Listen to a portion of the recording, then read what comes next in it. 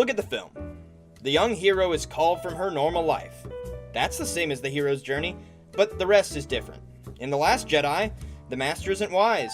The hero doesn't need training. The villain isn't evil. Good and evil are just relative concepts. The hero conquers nothing, and no one grows. No one. The heroes aren't overcoming their weaknesses. They're dealing with just dysfunctional people around them. Sink your teeth into that.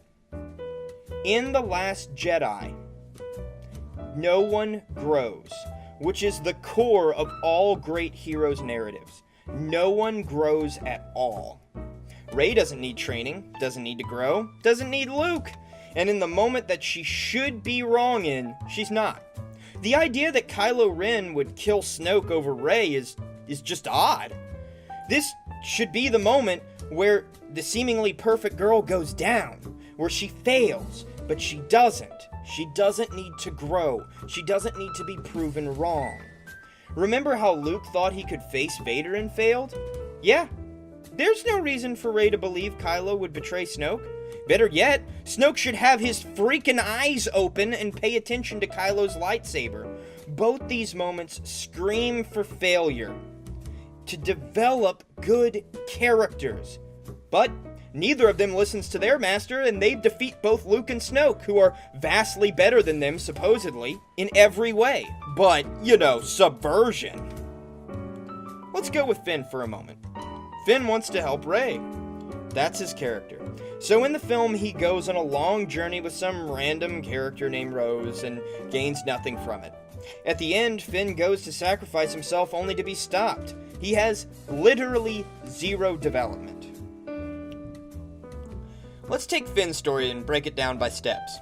So he's leaving the rebels, the resistance, but the writers mean the rebels, to go find Rey. Then he's stopped by Rose, who thinks he's a coward and tases him. I'd say this is unduly racist or prejudiced, but we have Asians who crash cars, a man who's too trigger happy, and a woman who doesn't know how to be a leader. So Rian Johnson spreads the hate and prejudice around. So, Rose and Finn go down to a planet to find the master hacker. Unfortunately, they get caught for a parking violation and thrown in jail. Eventually, they find a hacker, only to be betrayed and captured by the Empire. The First Order. The Empire. And on threat of death, they refuse to abandon their friends. Finn also delivers the most cringy line ever, calling himself Rebel Scum. So, pretty good arc, and then in the end, he sacrifices himself to save everyone as a true rebel. Except he doesn't. Rose stops him and says that they need to protect the things they love, and then kisses him. So what happens to Finn in the end? Nothing. He's not more committed to the rebels. He doesn't hate the Empire more, as he helped destroy their base in the last film, killing arguably tens of thousands if not millions of them, and he fails to sacrifice himself. So what's the point? On top of that, I know this is a side note, but why did they not free the slave children? Why did they free the horse things instead? If they'd have saved the children, I'd have a much easier time accepting this purposeless arc. But I digress. Moving on to Poe. Poe is right. He's told he's wrong, but he's right. I just don't get it. Why is Poe benched? He could go toe-to-toe with Kylo Ren in an X-Wing. Why? Why not tell him what's going on?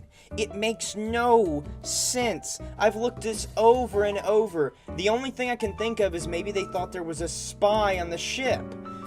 But come on! Ugh, this lady is the most incompetent and worst female leader ever. Why would you, if you're wanting to have a progressive message, or an environmentalist message, or a leftist message, make your female incompetent and everyone hate them? In short, The Last Jedi isn't a subversion, because it's not the hero's journey at all. Imagine the hero's journey is like a burger, and you say, well, I want it to be a burger, but I want to replace the buns with tortilla. Subvert the burger trope a little bit. And I say, okay, that sounds kind of cool. Might be a little edgy. Now it's a quesadilla burger. I can work with that little bit of subversion. And then you say, what if the beef wasn't a patty, but it was ground beef? And I say, okay, well, let's calm down. Not really a burger anymore, but sure, I guess we can do that. And then you say, well, how about instead of ketchup, we put sour cream? I mean, a little more subversion on that burger trope, right? You see how fast you've gone from a burger to something completely different?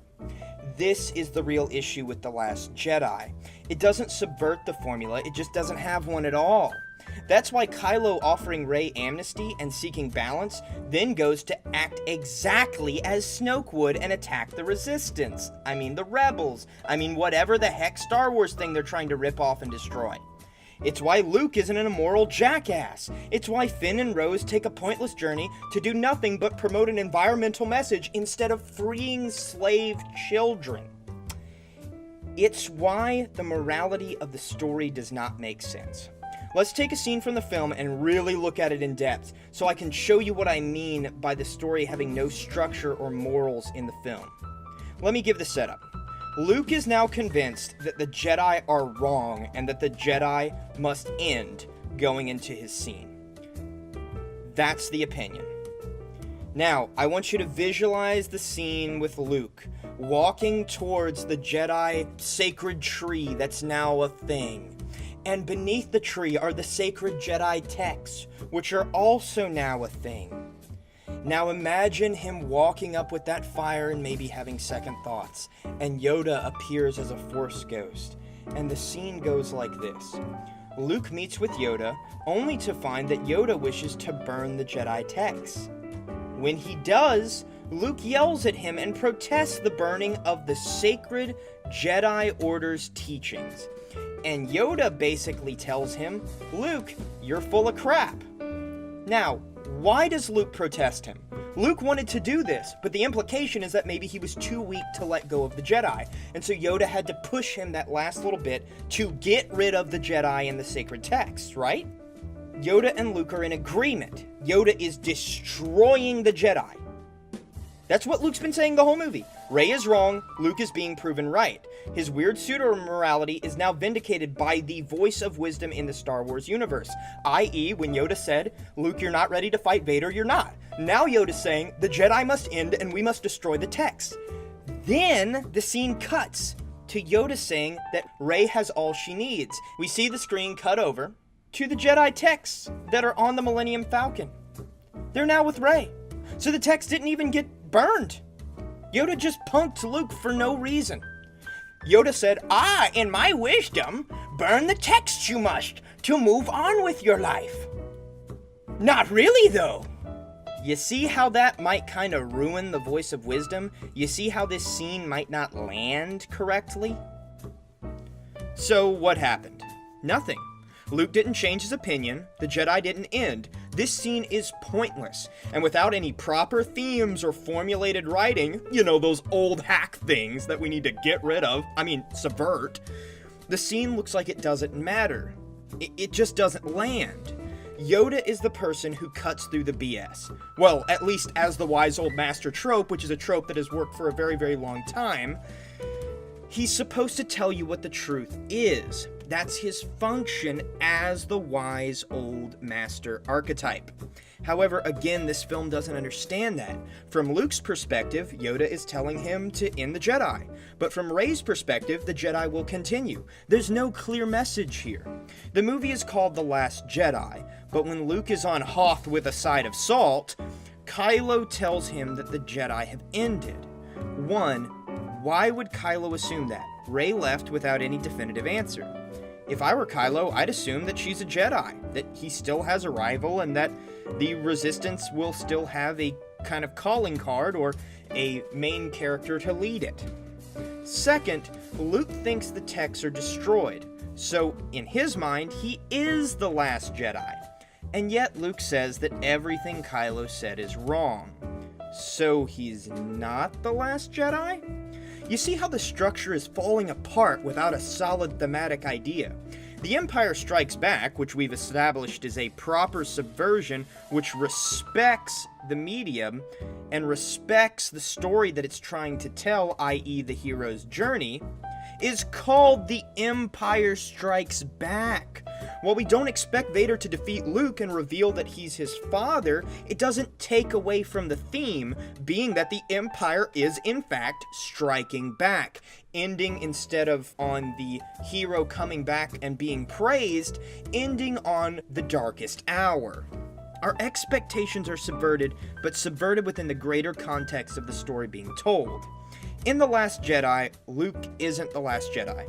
Kylo is on the dark side, Rey is on the light side, the rebels in the First Order continue, or the Resistance and the Empire, whatever you want to call them.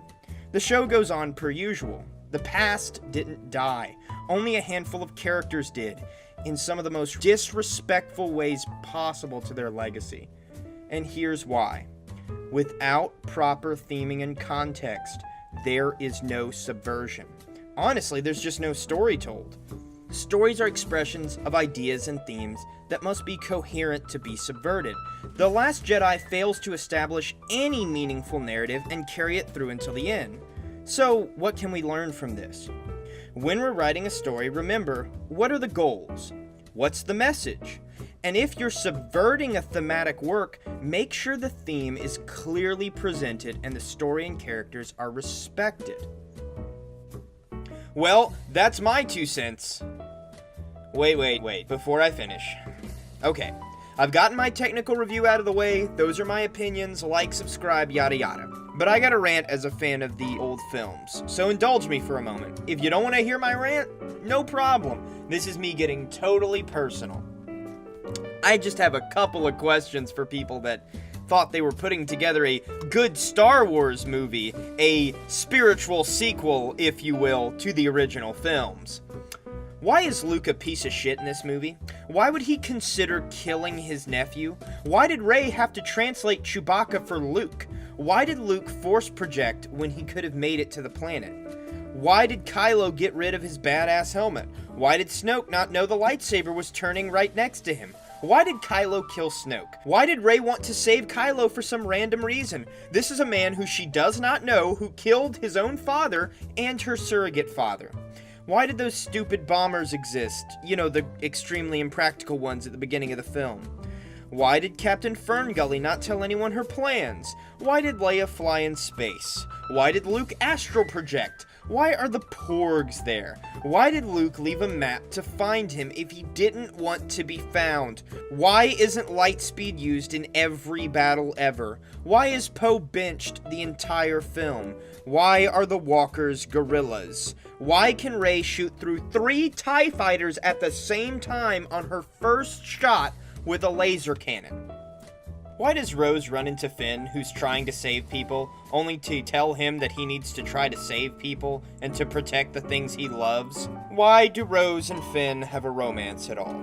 Why are all the bad guys white and all the good guys ethnic? James Earl Jones was the voice of Darth Vader. Imagine how many amazing black actors could have played Kylo, like Donald Glover. Seemed to do good in the other Star Wars movies. Dude, Donald Glover as a young, emotional Sith coming into his own. I'm just saying, 1, I want to see that character, but 2, white guys don't just have to be evil or dead. Whew, well, that's my 2 cents. Did you like The Last Jedi? Did you hate it? Did you have some invalid third opinion? Share in the comments below, and if you like this video, please like and subscribe.